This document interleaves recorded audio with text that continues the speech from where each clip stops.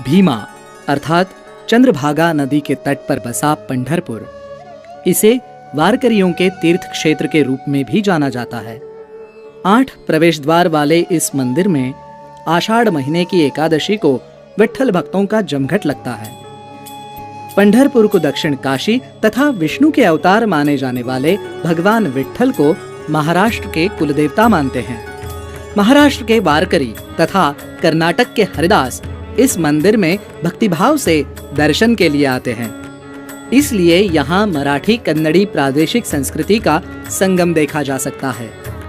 आषाढ़ी एकादशी के दिन यहाँ बड़ी यात्रा होती है। इस यात्रा के लिए समस्त महाराष्ट्र और अन्य राज्यों से वारकरी पैदल पंढरपुर आते हैं। विश्वरूप स्वरूपाय विश्वव्यापी स्वरूपिणे विश्वंभर स्वमित्राय विट्ठलाय नमो नमः। पंढरपुर के विट्ठल के विश्वरूप और विश्वव्यापकता का ये स्वरूप स्कंद पुराण के श्री विट्ठल स्तवराज में वर्णित है। तो चलिए सुनते हैं उन्हीं भक्तवत्सल पांडुरंग और उनके भक्त पुंडलिक की ये अनोखी कथा। लोहदंड नामक गांव में एक विद्वान ब्राह्मण रहा करता था। उसका नाम था जानुदेव। वह अत्यंत सज्जन और सदाचारी था।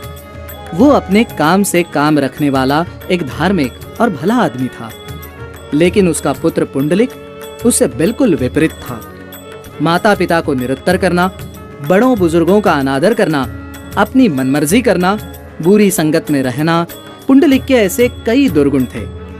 माता पिता ने सोचा कि पुंडलिक की अगर शादी कर दी जाए तो इसमें कुछ सुधार होगा, ये समझदार बनेगा। उस समय की सोच ही ऐसी थी। लेकिन शादी के बाद पुंडलिक एकदम बदल गया। वो अपनी पत्नी के मुट्ठी में रहने लगा। उसे अपने माता पिता बोझ लगने लगे। पुंडलिक को अपने सुख के आगे किसी की भी परवाह नहीं थी। उसे लगने लगा कि माता पिता मर जाएं तो अच्छा होगा, उसे इस संकट से मुक्ति तो मिलेगी। एक दिन जानुदेव अपने प्रारब्ध को कोस रहे थे। इस दुख से मुक्ति कैसे मिलेगी, वो सोच में डूबे थे। तभी उन्हें अपने घर के बाहर कुछ आवाजें सुनाई दी। क्या गड़बड़ है जानने के लिए पुंडलिक के माता पिता बाहर आए। देखा तो काशी यात्रा को निकले भक्तों का समूह उस गांव में निवास के लिए आया था। उस समूह में कुछ बूढ़े बुजुर्ग थे, कुछ नौजवान थे। वो नौजवान अपने बूढ़े माता पिता की सेवा कर रहे थे। उस दृश्य को देखकर पुंडलिक के माता पिता को ईर्ष्या होने लगी। अपने नसीब में कहां ये सुख। खुद को समझा बुझाकर वो दोनों चुपचाप घर के भीतर चले गए। पुंडलिक को इस यात्रा और यात्रियों के बारे में पता चला। उसे ये भी पता चला कि काशी यात्रा करने से पुण्य मिलता है, सारे पाप धुल जाते हैं। वो सीधा जाकर उन यात्रियों से मिला, काशी यात्रा की जानकारी इकट्ठा की। उनसे बात करने के बाद पुंडलिक को भी काशी जाने की इच्छा हुई। उसकी पत्नी भी इस यात्रा पर जाने के लिए मान गई। उसके माता पिता खुश हुए। उन्होंने कहा, हमें भी ले चलो। लोक निंदा से बचने के लिए धूर्त पुंडलिक ने उन्हें भी अपने साथ ले जाने का निश्चय किया। सभी काशी यात्रा के लिए चल पड़े। उस समय पैदल ही काशी यात्रा की जाती थी। बूढ़े माता पिता कितनी दूर चलेंगे। उसकी पत्नी भी थक गई। तब पुंडलिक ने क्या किया, अपनी पत्नी को कंधों पर बिठाया और माता पिता के गले में रस्सी बांधकर उन्हें खींच कर ले जाने लगा। चलते चलते बीच राह में साथ चल रहे लोगों का साथ छूटा। पुंडलिक ने जो राह पकड़ी थी वो उसे काशी क्षेत्र के दक्षिण दिशा में स्थित कुकुर स्वामी के आश्रम तक ले गई। जब पुंडलिक को अपनी गलत राह का पता चला तब उसने कुकुर स्वामी से काशी का मार्ग पूछा। स्वामी ने कहा कि उन्हें काशी का मार्ग पता नहीं है, वे कभी वहां गए ही नहीं। पुंडलिक ने मजाक में स्वामी जी से कहा कि उनके जैसे पवित्र व्यक्ति को काशी तो जाना ही चाहिए। ये सुनकर स्वामी शांत रहे। उन्होंने पुंडलिक से कहा, आज रात यहीं ठहरो, कल आगे के मार्ग के बारे में गांव में पता करेंगे।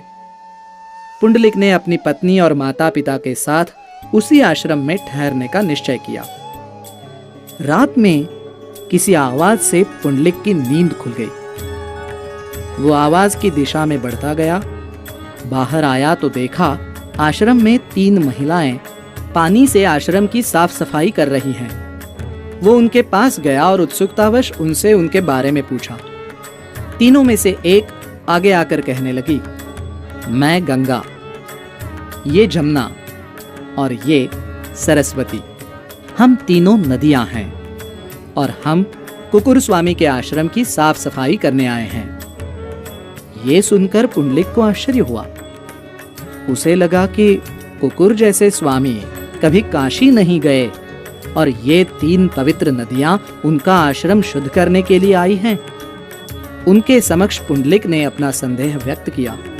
उस पर तीनों ने पुंडलिक से कहा, आध्यात्म तथा भक्ति पवित्र स्थल पर जाना या महंगी प्रार्थनाओं पर निर्भर नहीं करते, बल्कि वो केवल आपके उत्तम कर्म पर निर्भर करते हैं। उन्होंने आगे कहा कि कुकुर स्वामी ने मन से अपनी माता पिता की सेवा की और दूसरी ओर उन्होंने अपना जीवन समाज हित के लिए समर्पित किया है। इस प्रकार स्वामी ने मोक्ष प्राप्ति के लिए काफी पुण्य इकट्ठा किया है और अपनी सेवा करने के लिए हमें पृथ्वी पर ले आए हैं। नदियों की बातें सुनकर पुंडलिक को अपनी गलती का एहसास हुआ। अपने माता पिता के गले में रस्सी डालकर खींचने का दृश्य उसकी आंखों के सामने आया।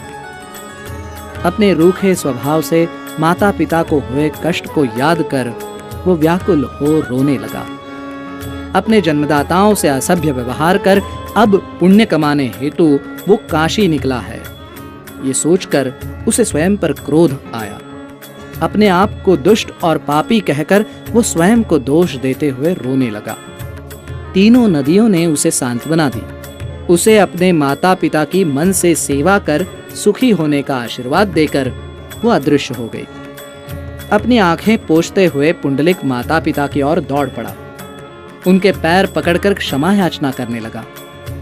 पुंडलिक के बूढ़े माता पिता उसके इस व्यवहार से घबरा गए। दूसरे दिन सबने कुकुर स्वामी का आशीर्वाद लिया और काशी के लिए रवाना हुए। अब पुंडलिक ने माता पिता के लिए बैलगाड़ी की व्यवस्था की थी और स्वयं अपनी पत्नी के साथ बैलगाड़ी के पीछे पैदल चलने लगा। अब पुंडलिक अंतर्बाह्य बदल गया था। उसमें स्थित देवत्व ने राक्षसत्व को हराया था। स्त्रीलंपट पुंडलिक, भोगलोलुप पुंडलिक सच्चा मातृपितृ भक्त बन गया था। आगे पुंडलिक अपने बूढ़े माता पिता के साथ काशी यात्रा कर पंढरपुर आया। अब वो अपने माता पिता की नियमित सेवा करने लगा। उनकी सेवा ही उसके लिए भगवान की भक्ति थी। भगवान श्री विष्णु पुंडलिक की इस भक्ति से प्रसन्न हुए। उसका सेवा भाव देखकर उसकी सेवा वृत्ति और भक्तिभाव की परीक्षा लेने और उसे आशीर्वाद देकर कल्याण करने के हेतु भगवान विष्णु पंढरी पहुंचे। वो सीधे आकर उसके द्वार पर खड़े हो गए। भगवान ने कहा, हे पुंडलिक, उठो, मेरे पास आओ, मुझे अपने घर आने दो। मैं तुम्हारी सच्ची भक्ति से बहुत प्रसन्न हूं। पुंडलिक अपने माता पिता की सेवा में मग्न था। साक्षात परब्रह्म पांडुरंग पुंडलिक के द्वार पर प्रतीक्षा कर रहे थे। फिर भी पुंडलिक उनके स्वागत के लिए उठा नहीं, अपनी जगह से हिला तक नहीं।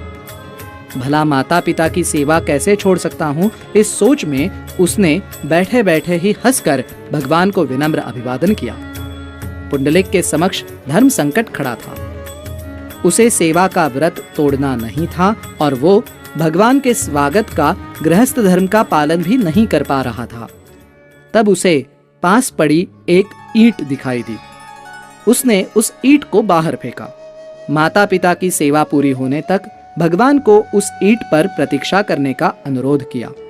पुंडलिक की सेवा भाव और उसकी निष्ठा पर भगवान प्रसन्न हुए और वहीं उसी ईंट पर खड़े हो गए। कुछ समय पश्चात अपने माता पिता को गहरी नींद में देखकर उन्हें प्रणाम कर पुंडलिक भगवान के पास आया। भगवान को मन से वंदन कर उनसे क्षमा याचना की। तब भगवान ने कहा, पुंडलिक, तुम मेरे सच्चे भक्त हो। तुम्हारे परम समर्पण भाव और भक्ति से मैं तुम पर प्रसन्न हूं। मैं तुम्हारी परीक्षा लेने के लिए यहां आया था और तुम उसमें उत्तीर्ण हुए हो। जो चाहे वरदान मांग लो। ये सुनकर पुंडलिक की आंखों से खुशी के आंसू बहने लगे। अत्यंत भक्तियुक्त अंतःकरण से उसने कहा, भगवान, मुझे मेरे लिए कुछ नहीं चाहिए, मुझे केवल आप चाहिए। अभी आप जैसे खड़े हो वैसे ही अपने भक्तों के लिए हमेशा के लिए यहीं खड़े रहो। उन्हें निरंतर आपका परम पवित्र दर्शन हो। भगवान ने कहा, तथास्तु। और तब से 28 युगों से अपने भक्तों के लिए कमर पर हाथ रखे परब्रह्म ईंट पर खड़े हैं। पुंडलिक के कारण समस्त भक्तों को यह अमृत प्राप्त हुआ है। उनके पैर समचरण हैं, वो सभी को समत्व दृष्टि से देखते हैं। जो उनके चरण में लीन होता है वो भी समत्व दृष्टि प्राप्त करता है। धन्य है पुंडलिक और धन्य उसकी मातृपितृ भक्ति। पंढरपुर में साल भर हमेशा महाराष्ट्र और आसपास के राज्य से असंख्य भक्त विट्ठल के दर्शन करने के लिए आते हैं। आषाढ़ और कार्तिक के महीने में विभिन्न स्थानों से संतों की पालकी वारी के लिए निकलकर वाखरी में एक साथ इकट्ठा होती है। विट्ठल मंदिर में काकड़ आरती, महापूजा, महानैवेद्य, पोशाक, धूप आरती, पाद्य पूजा, शेजारती आदि नित्योपचार किए जाते हैं।